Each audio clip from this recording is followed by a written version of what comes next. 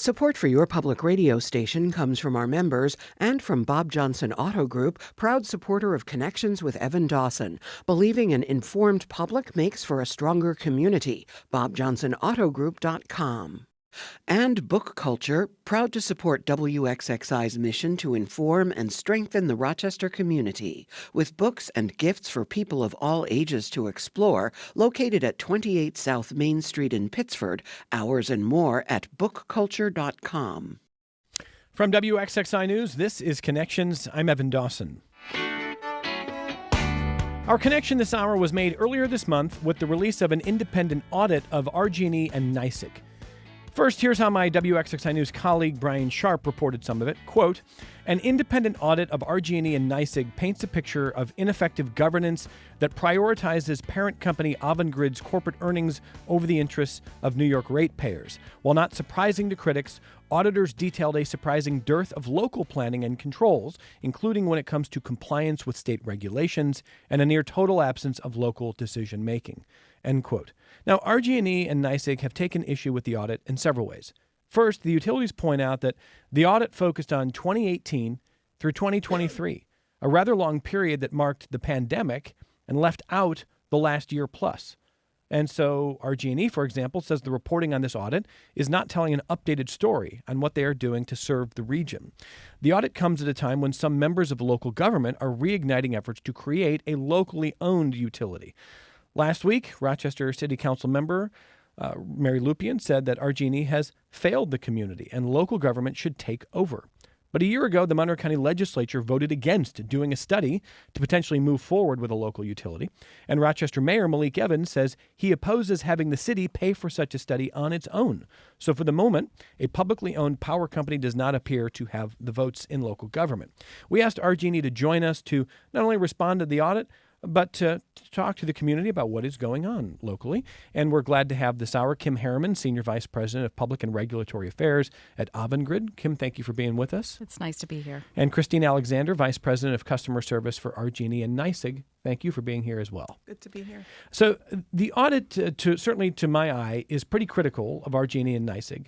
And I know that you both feel it is missing a number of things. So Kim, I want to give you some space first if you want to elaborate on how you see the audit and maybe what you want the listeners to understand. Sure. And in fact, I have experience. I worked for the Public Service Commission for 16 years. I've been on that side doing an audit with an independent company to look at utilities. And the whole purpose of the audit is to find something. I mean, that's the design. It's to have people come in to take a fresh look at a company, to identify areas of improvement, things that we could do better, things that create efficiencies for the customer.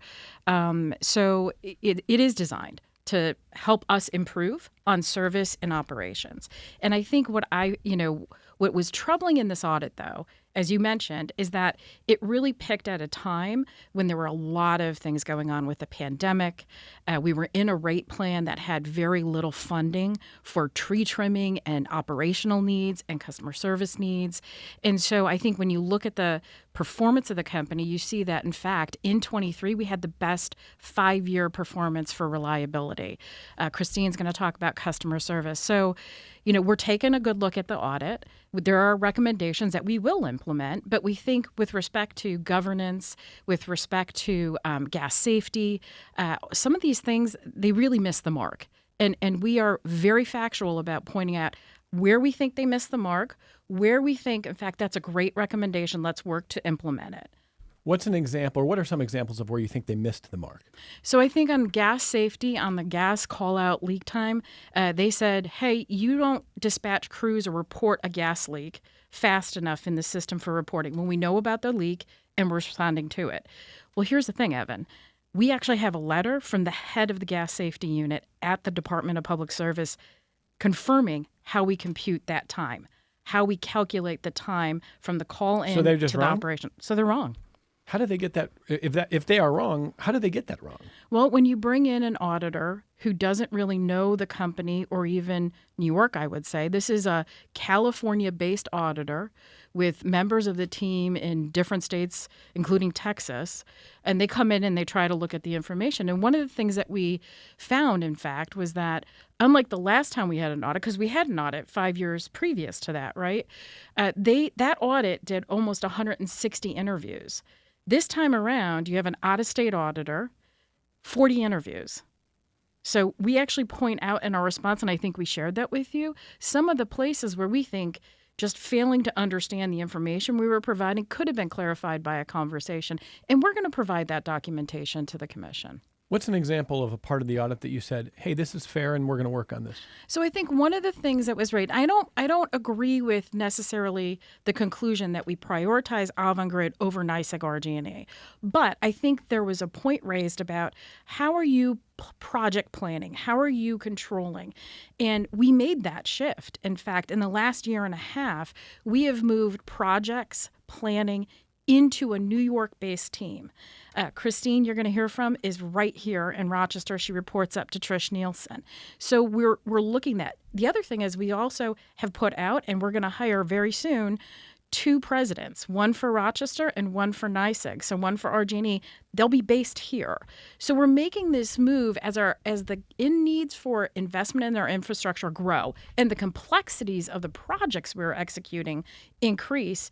We've recognized we want a local-based team who is absolutely vested with decisional authority. So on that local focus, the audit addressed that, and I want to make sure that I understand if what you are telling us now about the new construction of leadership is maybe either contradicts or responds to some of this. So let me read a little bit from Brian's reporting here. He wrote, auditors detailed a dearth of local planning and controls, including when it comes to compliance with state regulations and a near total absence of local decision-making. At one point, auditors inquired about New York regulatory matters and were told by Avangrid that those are discussed by the utility's leadership via the monthly regulatory, planning, operations, and customer council meetings for New York. In fact, auditors determined this committee does not exist, end quote. Is that wrong? That's absolutely wrong. I'll tell you right now, there's probably in a week, Trish Nielsen, who's the CEO of NYSEG RG&E, has multiple meetings a week. In fact, I was just on one this morning where she had the entire team, and we were talking about, when we talk about capacity, we're talking about where in the areas of our system companies or people, housing wants to connect. And we have, we don't have enough, right? We have these meetings all the time to focus. We talked about Henrietta. We talk about Rochester in general. We talk about every area of our system, and everybody on that call is talking about specific projects that are right here. In addition, on the regulatory side, we talk all the time about that. So, yeah, there's committee process, but first off, no good business runs all of its decisions just by one committee or just a committee that meets once a week. We need to be on the phone, and we need to be meeting all the time with the boots on the ground so we understand what are the needs, what are the issues coming up, and are we solving them real time for the needs of our customers. Is what was written in the audit, was that true from 2018 to 2023? No, we have a committee that, you have So again, how did process. they get that wrong? I you know what? I would love to know that because we answered 1,600 questions and we asked for interviews. Especially on governance and some of these other things, and we were not granted interviews. When you have somebody who comes in and wants to just find something, remember, these auditors bid on RFPs issued by the state and in other states all the time, right? They want to show that they're valuable, and they show that by the number of recommendations they can make, and sometimes by the, let's just say, I wouldn't say incendiary, but some of the more well, I won't characterize it, but some of the findings that they, quote, make. So their job is to show that they can find stuff because they want to get hired again. But you don't think an audit could say, this particular audit over 5 years finds a company that, while imperfect, is really working hard for ratepayers and making needed changes? They couldn't say that? You're saying that they're not incentivized to tell a good story? No, I don't believe they are incentivized to tell a good story. Their job is to show the regulator that they can find issues and identify solutions. And again, some of what they found, sure, right? But if they're they're lying or making stuff up, they're also not going to get hired, right? Well, I would hope not. But we're going to put our case forward, and we're going to provide the documentation, just like we have, and we'll talk about it when we file our implementation plan. You mentioned that you have been on that side of things, doing audits. Yes. Were you writing sort of flashy, incendiary language to try to get the attention to get future jobs as All the time. you were? I think when you go in as an auditor, you want to show that you can find stuff. Absolutely. Were you fudging or stretching? I think sometimes my view of the information may be driven by my desire for a particular outcome, and I think that's in fact what we believe that the auditor has done in some cases. The reason I ask him is, I mean, the lay public is struggling to really make full sense of this. Which is why I'm glad you're both here. We're going to talk customer service in a moment. So you can understand why the lay public would be a little confused about who runs an audit. What does it actually mean? Is it fair? How extensive is it? But when you tell me that you've been on the auditor side and you were willing to fudge a little, now you're on RG&E's side. Why should we assume that you're not willing to fudge a little? Well, no, I think that when you're on the auditor side, your goal is to find things that you can show value for the work that you've done. So sometimes, right, you might find an issue that the utility doesn't agree with. But your view is, there's an issue. I want to propose a recommendation. I think my way or my thinking is better than what the utility's been doing, and so I'm going to propose it. And sometimes you use adjectives, right? I don't think you can look at press releases from any level of government and not understand. Sometimes you want to use bold language that captures the imagination and the attention of the reading public. But it should still be accurate. It should still be accurate. Well, and I think there's things that in there that aren't accurate. And again, we've provided a response, and we've provided 1,600 responses to questions and asked for multiples of interviews that failed to occur. All right. So last couple points here before I turn to your colleague.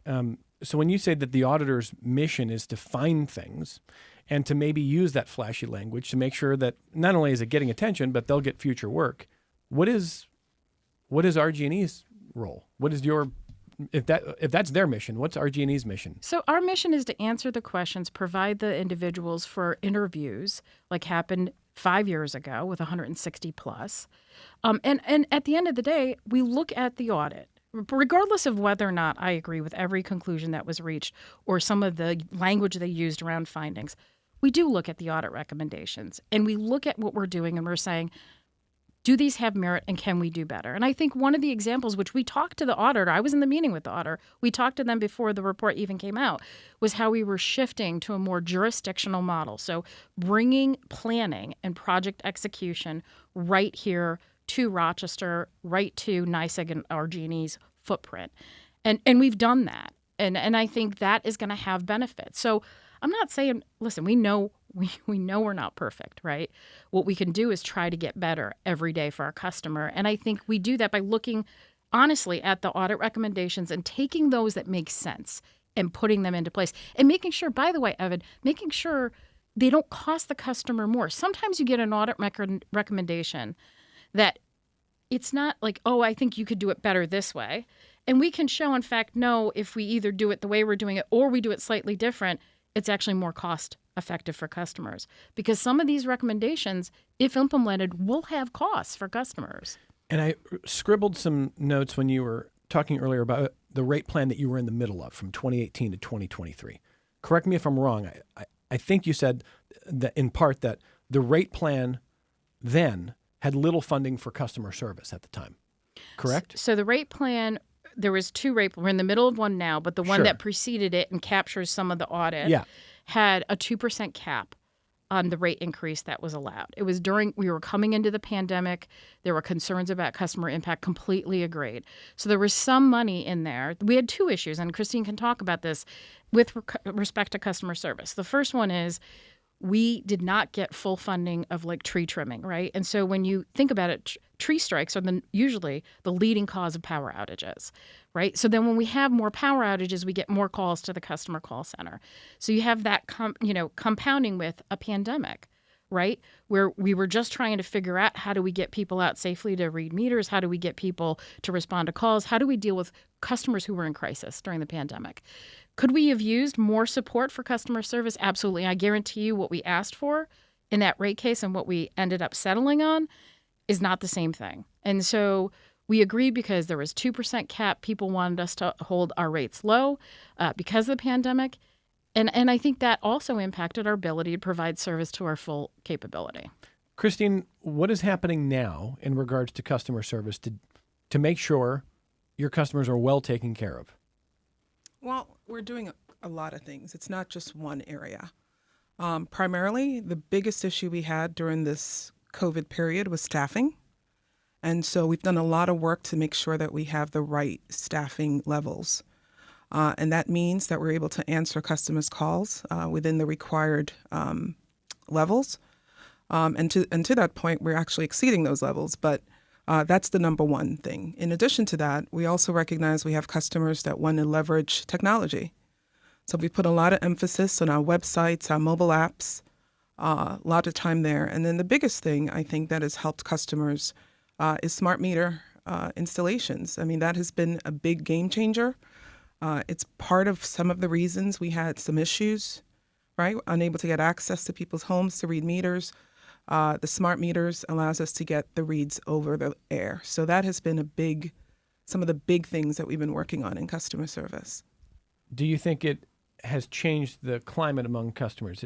Has it improved the relationship with customers? Oh, absolutely. I think, the biggest thing that customers have issues with is the bill, right? I mean, that is the driver of a lot of things, whether it be customers or not, they're getting an estimated bill or something along those lines. Smart meters eliminates that issue. It gives them confidence that the bill they're receiving is accurate.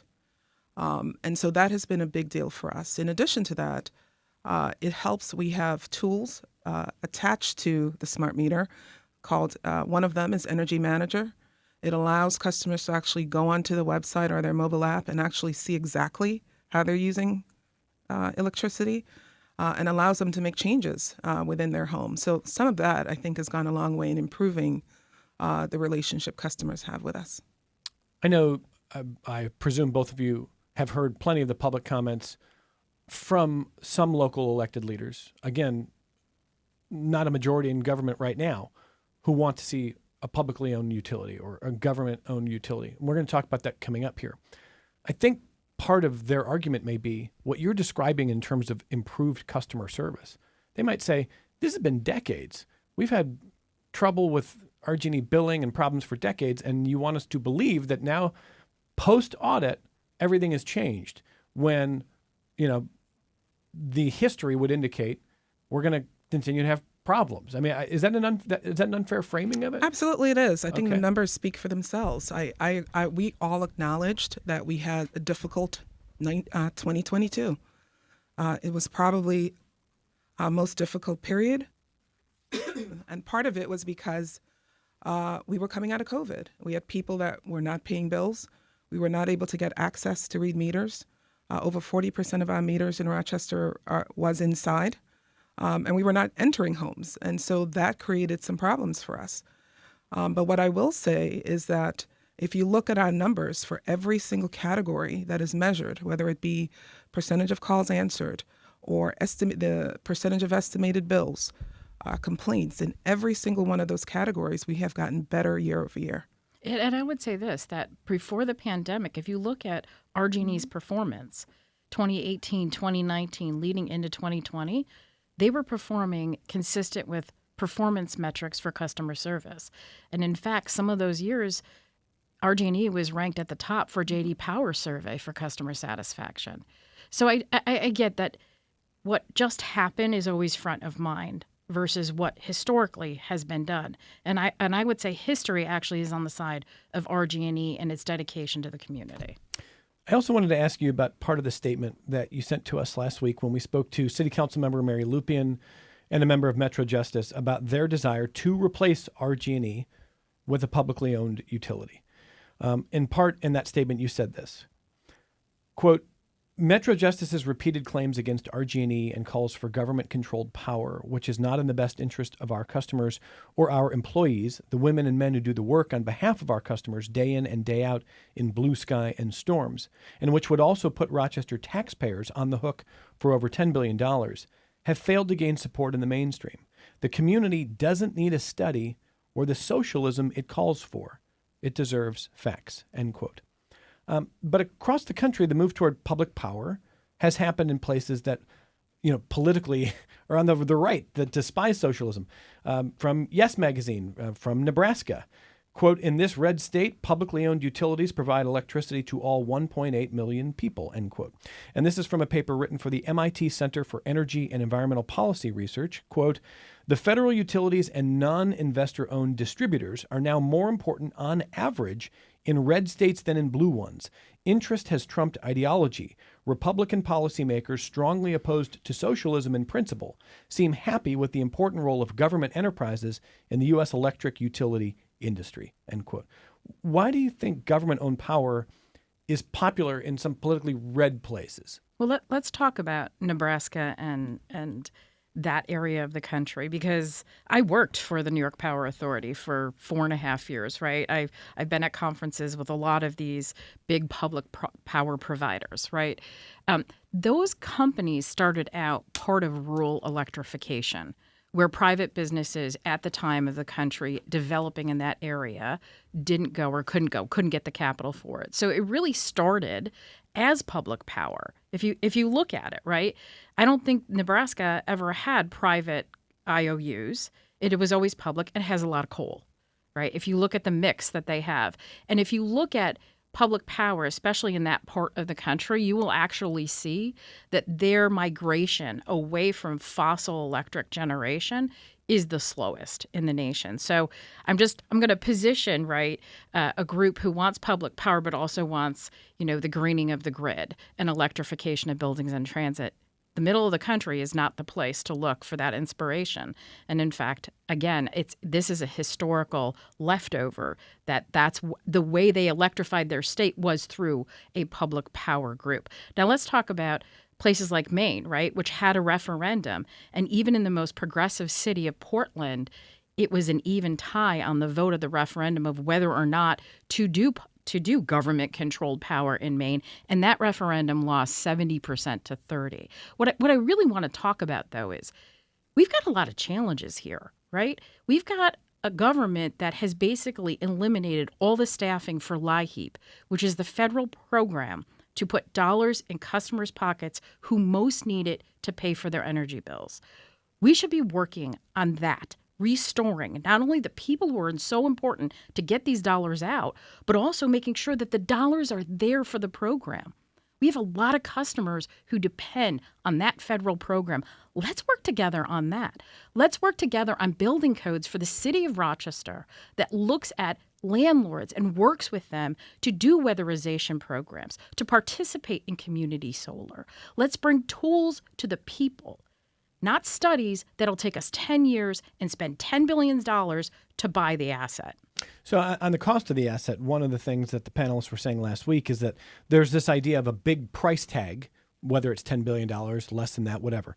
But they say that the cost of taking over the operation from RG&E would be paid out over 30 years like a mortgage and would be much easier to absorb in that way. So it's not accurate to just put that big number up front and say this is going to sink taxpayers because of the way it would be paid out over time. You still have to pay for, even if you take a $10 billion bond issuance, which would triple, double, balloon the debt of the city of Rochester, and assuming you'd figure out how to dissect the city of Rochester from the multiple counties that RG&E serve, customers would still pay for it. Not only would they pay that mortgage payment, but now they've got to renovate the roof. They got to put on a new furnace. When we talk about capacity, we talk about building out the infrastructure so businesses can come to Rochester, so we can build more housing, which is desperately needed. That's additive to paying the mortgage payment. So, yeah, I think that if we want to really look at the issues and help our customers, let's start with, again, programs that we desperately need to continue at the federal level. Let's look at solutions that are on the ground for customers today, including a whole housing stock. How many of the Rochester residents rent apartments that they can't control weatherization because it's in the hands of the landlord? Let's work together on that. Let's look at heat pumps.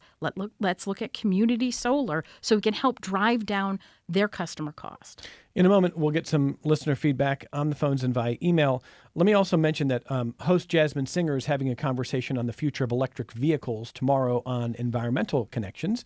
And that production team has put together this question in advance of the conversation. So this comes from them. They say, we've reported on capacity issues RG&E is facing in places like Henrietta, Brighton, Penfield. Back in January, the county notified the state that the available power at the RG&E substation for most of Henrietta has reached 0 MW, 0 MW? Megawatt, is that megawatt hours? Okay. 0 MWs. This puts over 1,000 new housing units at risk, as well as hundreds of jobs. At least one project has already moved elsewhere due to lack of available power. And then Jasmine's team goes on to say, we've also reported on the efforts to address those concerns, particularly the state responding with $4.7 million in grant funding to help with the shortage in Henrietta. But with all the demands from EVs and data centers to the push for electrification and general development, can you talk about the challenges RG&E and other utilities are facing in trying to meet and forecast future demands beyond cost and any supply chain issues, and the challenges under the current structure in doing so? Yeah, no, that's a great question. And as you know, I call it Station 255, right, which is Henrietta. And we have taken a look at that. We work with the state. As you mentioned, there's a state grant in there. And when we build out capacity, we call it, right, when we make more room in that substation for people to use power from it, we don't look just for the customer who's in front of us, right? We try to future-proof that. And so we're working on that. And in fact, we're working on a capital investment plan that addresses that. But I think the challenge, not only for RG&E and NYSEG, but for all utilities, frankly, in the country as well as in the state, is that we're stewards of our customer money, and there is only so much of it that we can ask them for, and we understand that. And so when we look at these massive build-outs, whether it's Google or Meta or Amazon Web Services or whatever it is, we have to figure out two things. One is we have to figure out how we make sure the people who are causing the need are paying for it, right? The last thing we want, right, is for our customers to pay to build out a substation that an Amazon or a Meta or somebody else comes in and uses, right? They should, if they're causing some of that need, they should pay for it. So we want to get the allocation of that cost right. The second thing is we want to build out in a way that makes sense for all customers, because again, it's a finite amount of money we get. Right? When we go into the Public Service Commission, we say, here are the places that we have zero capacity left, 0 megawatts. Here's what we think economically is going on from housing to industry. We want to invest here, but we also have to invest in infrastructure that's just aging. Upstate New York has some of the oldest infrastructure, and it makes sense, right? We went through a boon of building, right, in the 50s and the 60s, and then you went this period where industry moved out. Right. And so we had a lot of capacity because industry left. Well, it's a good thing, right? The capacity is eroding because we've actually had a reintroduction of manufacturing and housing and people who want to live in Rochester.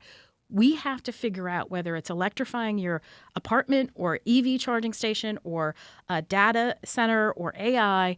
We just have to figure out with everybody. It has to be a whole conversation with local and state and community and us.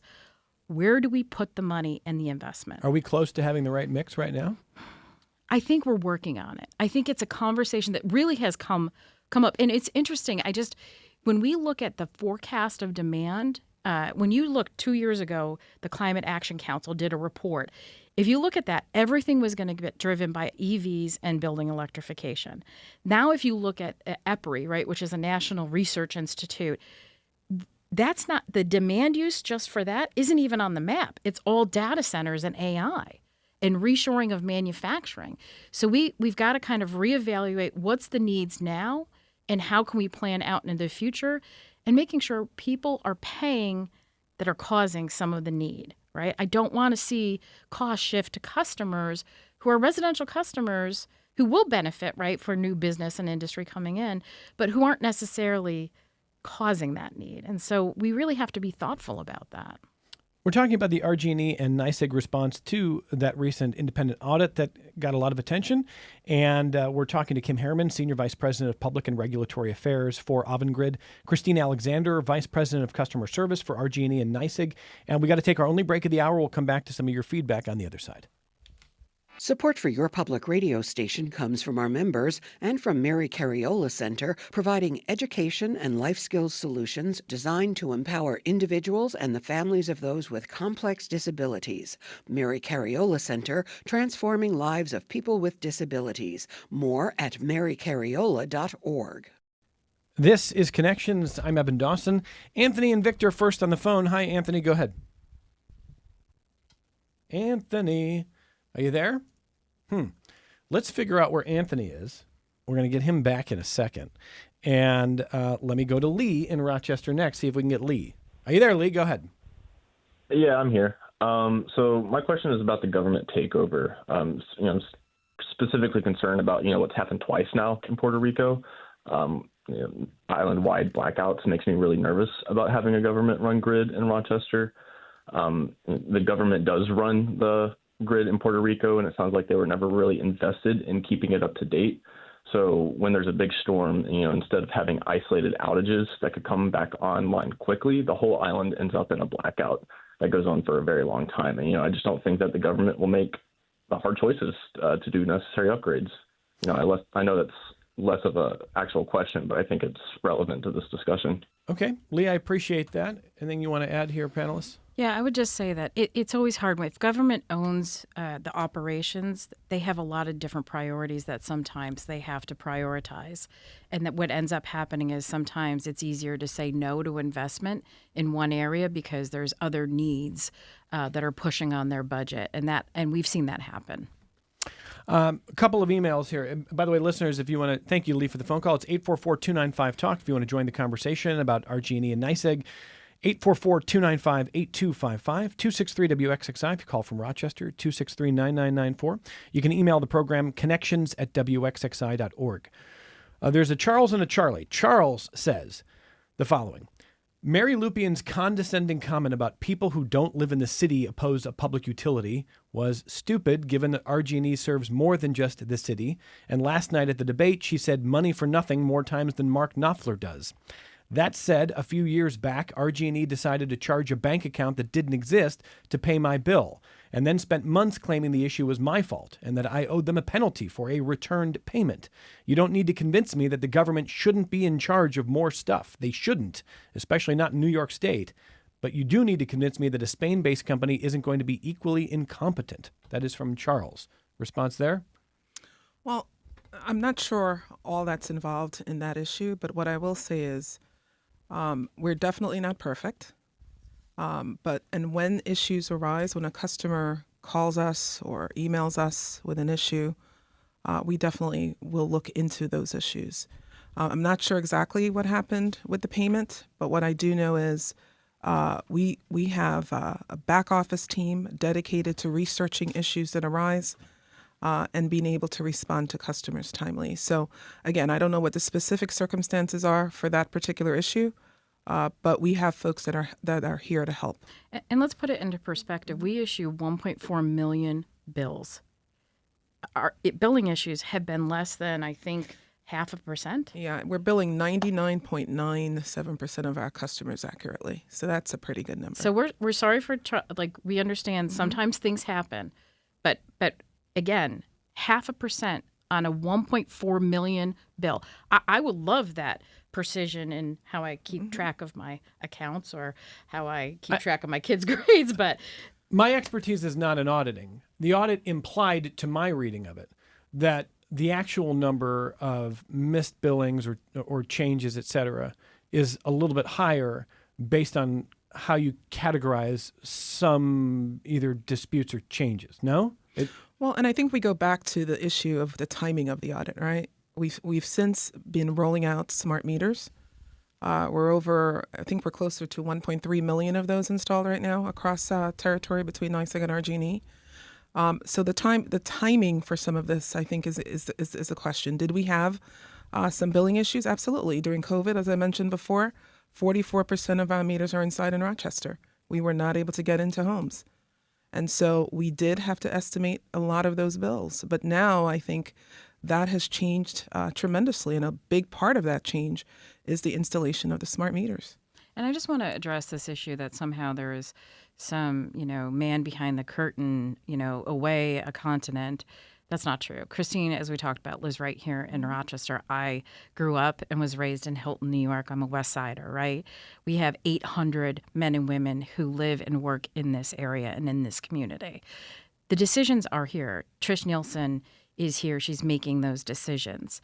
And so again, I don't want to get into xenophobia and everything else, but we've got real people here and we've had real challenges. And not a single customer who has a billing issue is again, I don't want to, diminish that to a statistics. We want everybody. We want 100%. And we will continue to work to 100% because our customers deserve that. Email from Dan in Rochester says, I live in the city. I've never had any issues with RG&E. A few months ago, a tree came down, taking down my power lines. I called RG&E and they answered quickly and had a repair crew out very quickly. Last week, an RG&E contractor was going through the neighborhood doing a yearly check of gas lines. The contractor detected a gas leak. The contractor contacted RG&E, who were here very quickly, informed me of what was going on, and did their own detection. They determined that the contractor's equipment was actually an error. I have also never had any issues with billing or estimate reading. RG&E always reads my meter every other month and estimates the other times. I do not feel that money needs to be spent on a study for a publicly owned utility. That's from Dan in Rochester. Charlie in Pittsford. So we heard Charles earlier. This is Charlie A. in Pittsford. He says, I've paid my RG&E bill on time for over 34 years for the same house. The last 5 to 6 years have been a nightmare. Here is a partial list. I was receiving bills with my ex-wife's name, yet the bill was always in my name for 34 years. I've received bills for double of any bill ever received. The last 4 years, I've not received any bill in the mail, yet I never signed up for online billing. And adding insult, I do receive a threatening letter every month stating they're going to turn my power off in 2 weeks if I don't pay the bill. And this actually happened last July during a heat wave, but 4 calls later, we had the power turned back on. I am sick of this situation. I've called them literally dozens of times with no response. Finally, last month, I lost my cool and I began screaming at the person on the phone. I am done with this. They don't seem to care about the customer. That's Charlie A. Yeah, I would love to get Charlie's information if you have it so we could contact him directly and try to get this resolved. But again, we'd have to look at the account and see what happened here. Clearly, he's had some issues, and we take all of those issues seriously, right? We want our customers' experience to be a positive one.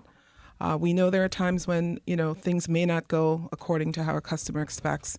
And our job is to make sure that that happens. So if I could get his information, I'd be more than happy to circle back. Charlie, if you want me to share your email address, I will share it directly with our guests here. And if they want to circle back, they can do that. Let me get back to your phone calls. I think Leilani, I think, in Rochester. Is that the right name? It's Leilani. Leilani. Sorry, Leilani. Yeah. User error here. Go ahead.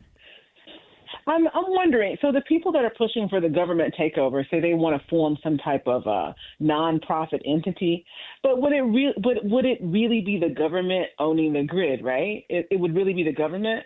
And my concern is that it would be their aim would be subject to whatever the priorities were du jour for our politicians, whatever was important to the politicians on any given day. We all know that changes wildly. Okay.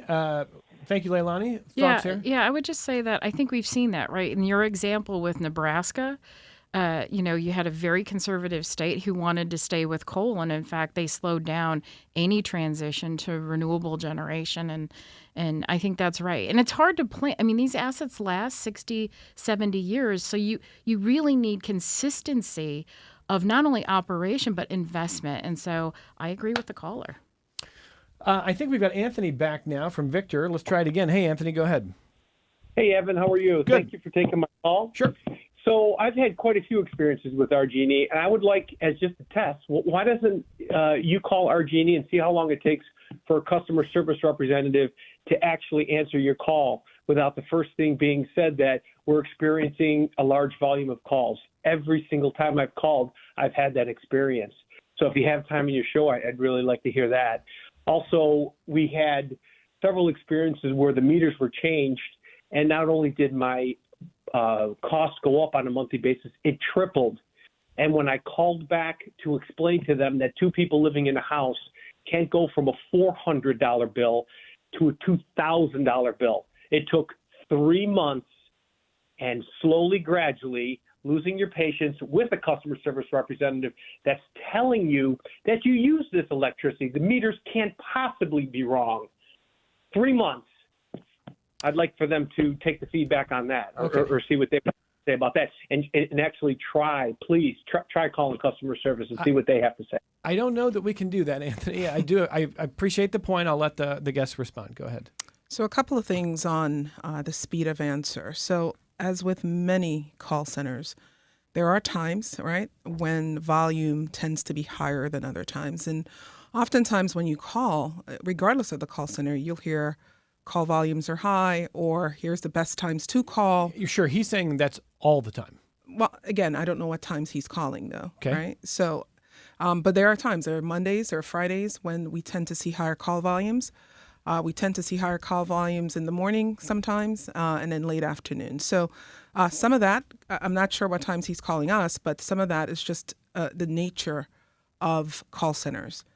We are fully staffed to handle calls. And as I mentioned before, we have a commission mandate where we have to answer 70% of our calls within 30 seconds. And we have exceeded that year over year. And we're exceeding that this year. So what I will say to Anthony is there are we have a website available where you could send an email or get answers to questions. We have an AI tool called Ava that could also help answering questions. And in addition to that, we have our mobile app that he could also leverage. But I would also say just check the timing of when you call. There are no perfect we're not, our goal is to get the calls answered in 30 seconds. But again, there are some times when we have higher call volumes, and that's expected of a call center. I know Kim. I know Kim wants to jump in. Let me just clarify for one point. Mm-hmm. I'm going to ask his question a slightly different way. Mm-hmm. Is it true that whenever you call at any time of day, you will always hear we are experiencing high call volumes? If we are, you will. But you're saying there's times where you will not hear that. There are times when you will not hear that, but there are times when you will. Okay. Right? Now, summertime tends to be a busy time, right? Because we have a lot of activity in the summer. But I will say this, that we as I mentioned, we are exceeding our call answer times. On the issue of the meters, I just wanted to acknowledge a couple of things there. We have seen higher supplier costs this winter. We have also cannot attribute that to the meter per se. As you mentioned, another caller mentioned, we were typically reading bills every second month, right? So every 2 months we were reading bills. So we have a period here when we had to catch up, right? So we would read an actual this month, we'll get it estimated the next month, and then we'll catch up on the third. And so for us, I think when you get a smart meter, there's no catch up. You're getting exactly what's on the meter every month. How you use your electricity, is recorded on the meter. That's all we're billing you to. As I mentioned earlier, we also have an energy manager tool. Anthony could go onto our website if he has a smart meter, and he could see exactly what he used that day, what he used that hour, and it could give him a lot of good information. So that is really the advantage of having that smart meter. I'm not sure what all the details are around his particular usage, but I'll be more than happy to look at that too. And we go out and we test. If somebody calls and says, hey, this tripled, I'm doing everything the same. We're not in winter, by the way. Winter, we had the normal winter for once, right? And it was 16% colder than in years past. And so people thought if I set it at 68 degrees, my furnace, I should have no difference. But they don't understand. We literally had to do a lot of education that your furnace had to work harder to keep it at 68 because it's 16% colder out this year. But getting back to his question, if you think your meter isn't working, right? If you really think that it's read it wrong, we will, and we have gone out and tested the meter. We will deploy a crew to say, let's go test this meter to make 100% sure. So that's what we do, just like you talked about. We show up when we're called to test the meter. But I just want to make one really important point. Summer prices, let's just for customers, right? The commission had a report their past session. Summer prices are going to go up for supply. So I want to just really emphasize that we're looking, at a 6.5% increase in the electricity you use, how much it costs. That's not us. We deliver it. So I want to just prepare customers for this summer, get on usage alerts, right? maybe crank that thermostat up a little bit. It's not going to be us and again, we don't make any money on the power you use. They're going to go up. It's going to be more expensive this summer. And if we have a hot summer, you put those two things together with usage and price, and customers will see bill impacts. So we want to get ahead of that now, help them identify tools, programs that can help them manage their energy wallet. Yeah, and just one point of clarity here on the meter accuracy. We do sample test mandated by the commission that we test these meters before installation, right? So to call us and ask for a meter test is not necessary per se. I mean, we're definitely not encouraging that. However, folks have to be confident in the fact that these meters are tested by parties outside of us, and they have been accurate, right? Let me read from Rebecca on YouTube. What have they actually done that has any sort of positive environmental impact? They were talking about installing heat pumps, etc. What have they done in terms of an environment? They're saying they need to provide more power. What are they doing to make sure it is cleaner power? So Avangrid is the third largest supplier of clean generation in the country. We actually operate, in fact, a hydro dam right here in the city of Rochester, which we'd happy to take you, Evan, on a tour of. We look at sourcing power. The upstate grid, by the way, is the cleanest out of all of New York State. Because if you look at it between nuclear and the hydro facilities that are on the St. Lawrence and the Niagara River, if you look at the upstate grid, it's actually 85% clean. So when we buy power in the market, it's generally clean because of where we're located. As a corporation, we try to look at development of projects. We're building the first offshore wind project, that's 62 turbines off the eastern seaboard, right? We're looking at solar and wind farms coupled with battery storage. So we walk the talk. On heat pumps, our program under RG&E is actually oversubscribed. So we're talking to regulators in the upcoming month to see how we can build that program out, especially for low income and moderate income customers. All right, back to the phones. Been waiting. Dave is next. David. Hi, David. Go ahead. Hi there. I think I recognize that voice. Go ahead, David. Yeah, it's David K. Johnston. Simple question. Number, or you won't tell us. What percentage of RG&E revenues are upstreamed to the parent company in Spain? David, I miss you in person here, so maybe we'll have to come back and do this again Answer from the last time. So answer the question. Well, first off, why don't we talk about how much actually that comes in from the parent company, which is about $250 million. Ma'am. You're not answering the question. All right, David. What percentage of revenues get upstream to the parent in Spain? It's negative. It's a negative. It's a negative. The way that the situation works is when we have revenues, right, that after we pay all our costs and we pay our bills, we send what we call a dividend to Avangrid. That dividend, I think in the past year, has been about $150 million. Now, what's not covered in this is that Avangrid actually puts $200 to $250 million plus back into RG&E because right now the rates actually don't cover the actual costs of operating this company. So you're losing money for Avangrid? That's the claim? Yeah. Why would the parent company hang on to this? Oh, wait a minute. The audit shows that you have 13 different internal suppliers, and it challenges whether you're overcharging through those suppliers. It also points out that you don't have an objective executive bonus system, but a subjective one. Nobody holds on to a business for a long period of time if they're losing money. Well, I would debate that because, in fact, we've been a community fixture for 175 years in Rochester. And unlike some companies, we don't pick up, we do not pick up stakes and leave when the going gets tough. The tough get going. And we're going to continue providing service to Rochester for decades to come. All right, David, anything to add? Has not been here for 175 years. Okay, let's be clear. We have a Spanish owner with no vested interest in the welfare of our community. We used to have a federal law that required local control of utilities to ensure quality service. let's put aside your xenophobic comments, because I think we have enough of that at the federal level, frankly. I don't think and I let's understand. talk about Why is it xenophobic, just to point out? No, let's talk about it. Really, what we're talking about, somebody is not immediately right here, and if they benefit from the operation of the right here in your backyard, somehow that's nefarious or improper. Iberdrola has been putting money into Avangrid and Avangrid putting money into these utilities since it took over in 2008. And for many, many years, it's been a negative cash flow situation. We believe that in the long run, we will receive, the payment from the operations that is consistent and set by the regulator.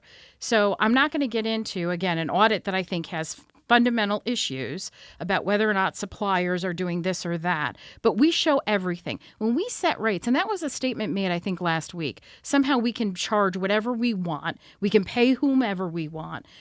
We can't do anything. The commission looks at everything from toilet paper to transformers. Every person we hire, every payment we make, every project we build, including the dividend, by the way, that goes to Avangrid. And let's talk about the fact that if it weren't for Avangrid or Iberdrola, we would not have transformers during the crux of the inflation and supply chain crisis.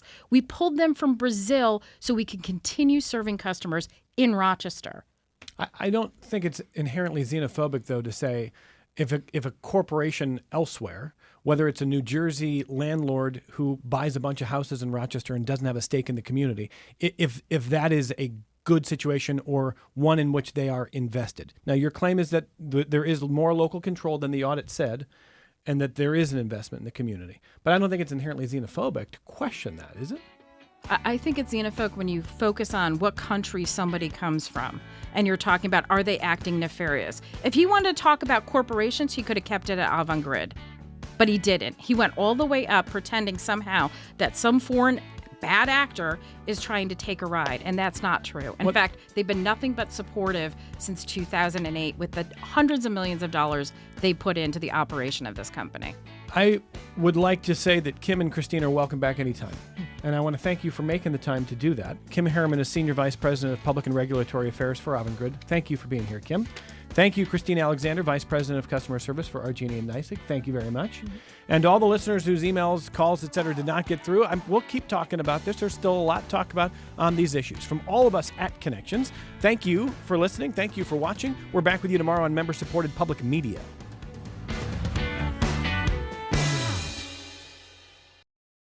This program is a production of WXXI Public Radio.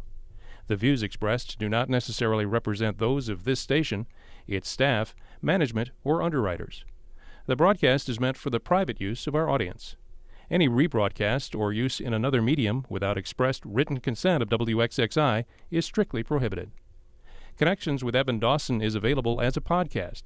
Just click on the Connections link at WXXInews.org.